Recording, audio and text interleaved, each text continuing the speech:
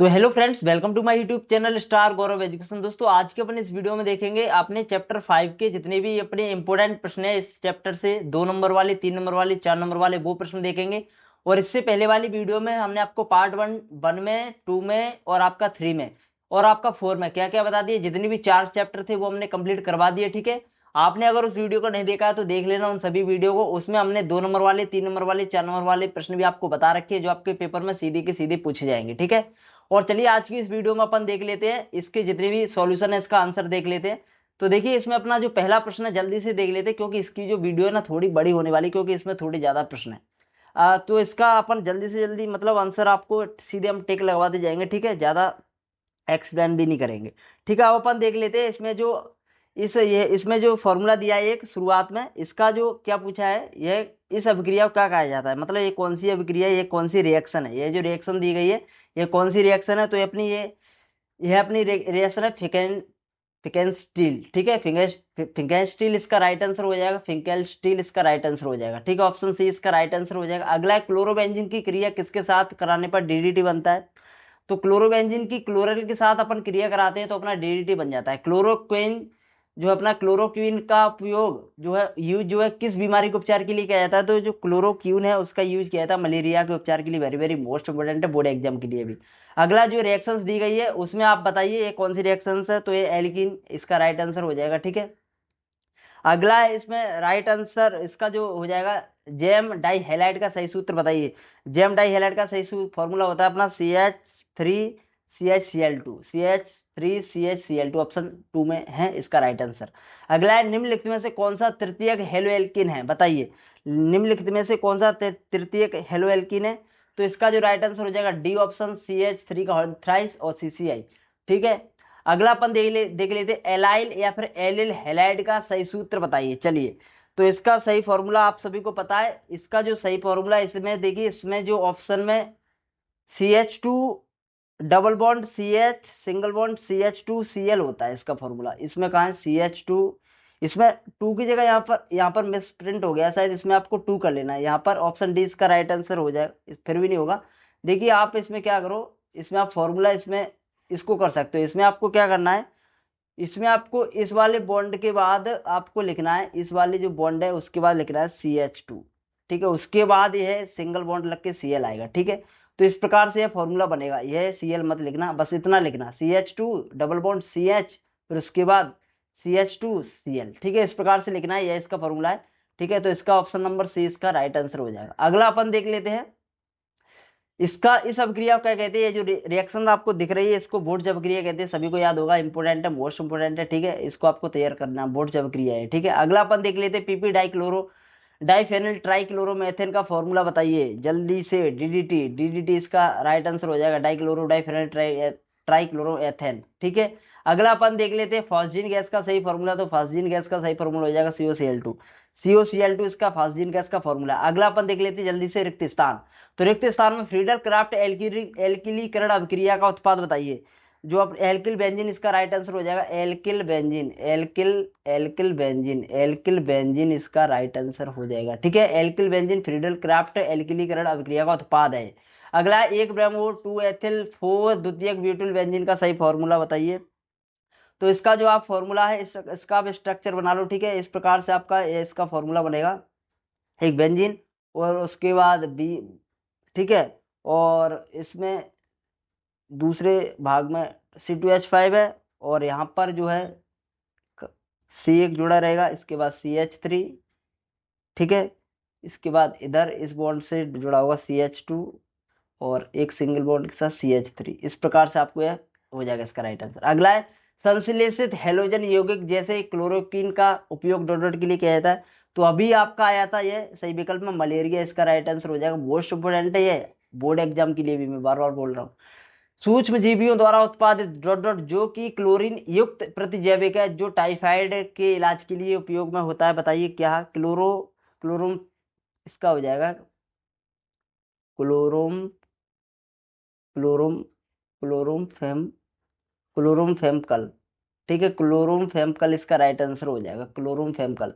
अगला है allylic halide वे यौगिक होते हैं जिनमें हेलोजन परमाणु कार्बन और कार्बन द्विक आबंध के समीपवर्ती डॉट डॉट डॉट संकरित कार्बन परमाणु से आबंधित रहता है।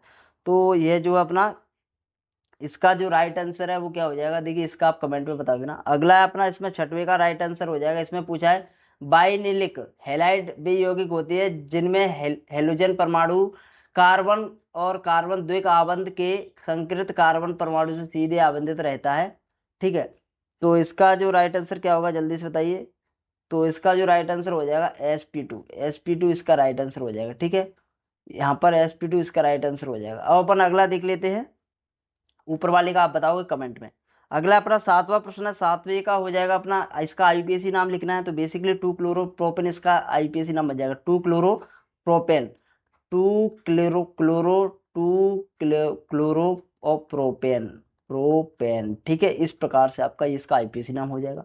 अगला है साइनाइड तथा नाइट्राइड में दो नाविक नाविक रागी केंद्र होते हैं, उन्हें क्या कहते हैं।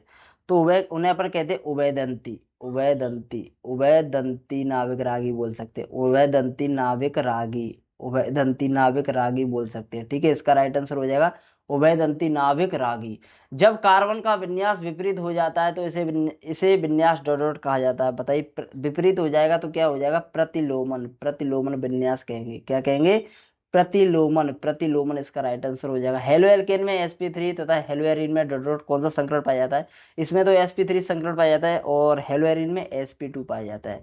हेलो एरीन में sp2 संकरण पाया जाता है। सत्य असत्य देख लेते हैं। आइडोफॉर्म का उपयोग प्रतिरोधी के रूप में किया जाता है, बताइए। तो ये अपना सत्य हो जाएगा। ठीक है, ये अपना सत्य हो जाएगा, बिल्कुल सत्य। आइडोफॉर्म का उपयोग प्रतिरोधी के लिए किया जाता है। यहाँ पर आप देख सकते हो, यदि किसी अणु का दर्पण प्रतिबिंब एक दूसरे को अध्यारोपित नहीं होता है तो ऐसे परमाणु को असममित कार्बन कहा जाता है। तो अपना एक कथन सत्य है। अगला जो कथन है वो भी अपना सत्य है। ठीक है, नेक्स्ट देख लेते हैं। वे वस्तुएं जो अपने प्रतिबिंब पर अध्यारोपित होती है उन्हें कायरल कहते हैं। तो ये अपना गलत हो जाएगा, बिल्कुल नहीं। और ये इंपोर्टेंट है, कल के पेपर 8 तारीख के पेपर में आ सकता है। सेठ जेप के अनुसार वे हाइड्रो हेलोजनीकरण क्रिया के फलस्वरूप वह एल्कीन मुख्य रूप से निर्मित होती है जिसमें द्विआबंधी कार्बन परमाणुओं पर एकल समूह की संख्या अधिक होती है। क्या यह सत्य है, तो अपना यह सत्य है। अगला है अपना, यह अपना कथन असत्य है। ठीक है, ये अपनी रिएक्शन गलत है और ये अपनी रिएक्शन सत्य है। फिटिंग अभिक्रिया की रिएक्शन है। ठीक है, इंपोर्टेंट भी फिटिंग अभिक्रिया। अगला है, ये अपना कथन सत्य, यह भी अपना कथन सत्य है और यह इसका घटता क्रम है, क्वथनांक का घटता क्रम है। और इसमें जो प्रतिबिंब रूप के रेशमिक मिश्रण में परिवर्तित होने के प्रक्रम को रेशमीकरण कहते हैं। तो बिल्कुल सत्य है, यह आपका इंपोर्टेंट है, यह आपका इंपोर्टेंट है। अगला अपन देख लेते हैं, मेथिलीन क्लोराइड का आंखों से सीधा संपर्क होने से कॉर्निया जल सकता है। तो बिल्कुल जल सकता है, सत्य इसका कथन हो जाएगा। इसमें देखो काफी प्रश्न ऐसे हैं जो मतलब हटा दिए गए हैं, लेकिन ये मतलब सिलेबस से कुछ टॉपिक हटा दिए गए, लेकिन उस टॉपिक से इसमें प्रश्न पूछे गए हैं। तो ऐसा कहीं बोर्ड एग्जाम में ना हो जाए बस, क्योंकि 3 मार्क्स का एग्जाम में है तो कोई दिक्कत नहीं है, क्योंकि जो आपका इसका हो जाएगा सी उत्तर। ठीक है, और सेट जेप का नियम इसका हो जाएगा डी उत्तर, या सेट जेप का नियम। पराक्साइड प्रभाव, तो ये हो जाएगा इसका right answer option A. But जब क्रिया कार्बोनिल क्लोराइड हो जाएगा। Sorry sorry sorry sorry sorry, but जब क्रिया ही नहीं होगा, बुट जब क्रिया इसको आप हटाओ, अब मिट जाए यार। बुट जब क्रिया नहीं होगा, बुट जब क्रिया का हो जाएगा अपना, बुट जब क्रिया हो जाएगा C2H6, C2H6 हो जाएगा, C2H6, C2H6 से हो जाएगा। ठीक है, अगला है अपना CFC। तो CFC का हो जाएगा CF2Cl2, इसका हो जाएगा, यह हो जाएगा CF2Cl2। नाविक रागी, तो बताइए नाविक रागी इसका जो राइट आंसर हो जाएगा, नाविक रागी इसका सामने के सामने कर दो। ठीक है, अगला इलेक्ट्रॉन रागी, इलेक्ट्रॉन रागी बताइए, इलेक्ट्रॉन रागी बताओ, इलेक्ट्रॉन रागी। तो NO2 NO2 NO2 NO2 plus ion. अगला है फॉस्जीन, तो फॉस्जीन का हो जाएगा, ये फॉस्जीन का फॉर्मूला है। ठीक है, आपने अभी पढ़ा ना, COCl2, फॉस्जीन का फॉर्मूला है कार्बोनेट क्लोराइड। ठीक है, अब अपन देख लेते हैं एक शब्द में उत्तर। तो एक शब्द में उत्तर, तो इसका आपको संरचना लिखनी है। तो इसकी आप संरचना देखो, वैसे आप पढ़ना चाहो तो पढ़ लेना। ठीक है, इसकी संरचना बहुत बड़ी है, इसमें मैं लिखूंगा। ठीक है, आप देख लेना, आपने किताब में कहीं ना कहीं देखा होगा। अगर नहीं देखा तो मैं अभी इसको बता दूंगा, थोड़ी देर में रुक जाओ। तो इसका राइट आंसर, दूसरे का राइट आंसर देख लो तब तक। इसका हो जाएगा 2 ब्रोमो ब्यूट, इसका राइट आईपीसी नाम लिख लो, 2 ब्रोमो आप आईपीएसी नाम बनाना सीख लेना, ठीक है, क्योंकि आईपीएसी नाम पेपर में आते ही आते हैं, 2 ब्रोमो ब्यूट और 2 इन, ठीक है, इस प्रकार से इसका आईपीएसी नाम हो जाएगा। और 1 chloro 2 methyl, 1 chloro 1 chloro 2 methyl, तो 1 क्लोरो रख दो, 1 क्लोरो रख दो, 1 क्लोरो रख दिया, ठीक है, और 2 मिथाइल है तो दूसरे नंबर पर मिथाइल रख दो, CH3 रख दो, बस हो गया 1 क्लोरो 2 मिथाइल, ठीक है, इस प्रकार से हो जाएगा ये इसका स्ट्रक्चर मैं अभी आपको बता दूं, ठीक है।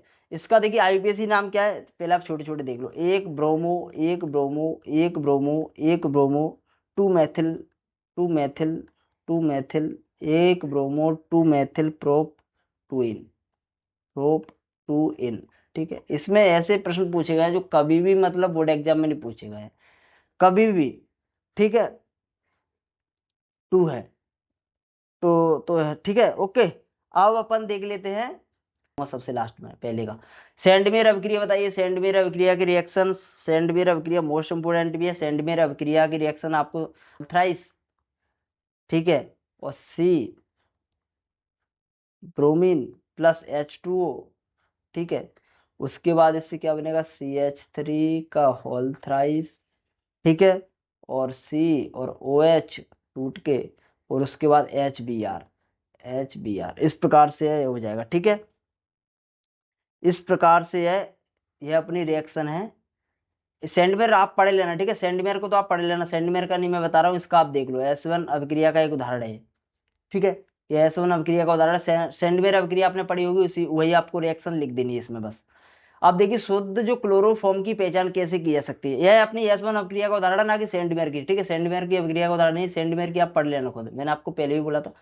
तो S1 अभिक्रिया का उदाहरण है, यहाँ पर आप देख सकते हो शुद्ध क्लोरोफॉर्म की पहचान कैसे की जाए, किसे किससे की जाती है, तो आपकी क्लोरो जो अपनी कार्बिल परीक्षण होता है उससे की जाती है शुद्ध क्लोरोफॉर्म की, कार्बिल परीक्षण ये अपना मोस्ट इंपोर्टेंट है, ऐसे प्रश्न पूछे जाते हैं बोर्ड परीक्षा में, छोटे छोटे, कार्बिल एमिन परीक्षण, क्योंकि देखो इतनी हाई क्वालिटी में भी आपकी केमिस्ट्री नहीं पूछी जाएगी, आपको 12th करना है, ठीक है। अगला अगला अपन देख लेते हैं, 8वां है, 8वां प्रश्न है इसका, यह जो कौन सी रिएक्शन है अपनी हुंसडीकर अभिक्रिया है, कौन सी हुंसडीकर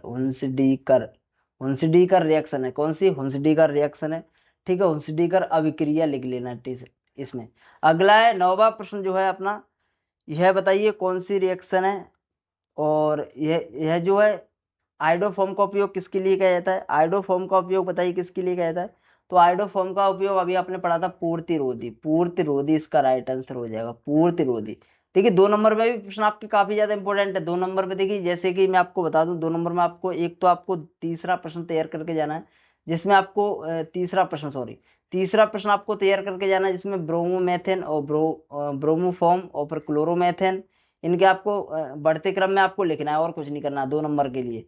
और आपको इसमें तैयार करना चाहो तो आपको तैयार करना है एल्कोहल तथा KI की अभिक्रिया में सल्फ्यूरिक अम्ल का उपयोग नहीं करते क्यों, तो इसका आपको समझाना इसको, और इसको करने के बाद आप 7वां प्रश्न तैयार कर लेना। इसके बाद सबसे ज्यादा इंपॉर्टेंट है ये बुर्ज अभिक्रिया, फिटिंग अभिक्रिया, जितनी भी इसमें रिएक्शंस है बस इनको कर लो, बस इतने में काम हो जाएगा, ठीक है, इनको कर लेना, ठीक है, उनको छोड़ो।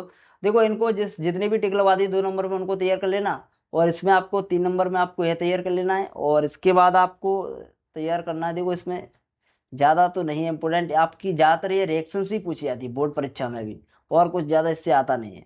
और इसमें से आपको तैयार करना है तो एथिल क्लोराइड की क्रिया जो जलीय की वजह से पोटेशियम हाइड्रोक्साइड से की जाती है क्यों, यह अपना इम्पोर्टेंट है, और अपना यह भी इम्पोर्टेंट है। और इसमें आपकी ये और रिएक्शन मेथिल क्लोराइड की क्रिया यह हो जाएगा पोटेशियम साइनाइड से की जाती है KCl, और इसका हो जाएगा शुष्क ईथर की उपस्थिति में मेथिल ब्रोमाइड की क्रिया सोडियम से की जाती है। तो अपनी चारों इंपॉर्टेंट है, अपने ये चारों इंपॉर्टेंट है, ठीक है। इसके बाद अपन को जो करना है वेरी वेरी मोस्ट इंपोर्टेंट है, क्लोरोबेंजीन से होने वाली रिएक्शन हेलोजनीकरण, नाइट्रीकरण, एल्किलीकरण, ये आपका बोर्ड परीक्षा के लिए भी इंपॉर्टेंट है, तैयार कर लो, ठीक है, बोर्ड परीक्षा के लिए भी इंपॉर्टेंट है। बस आपको इतने प्रश्न तैयार करने हैं, इसमें से ज्यादा तो नहीं तैयार करने हैं, ठीक है, और आप छोड़ सकते हो।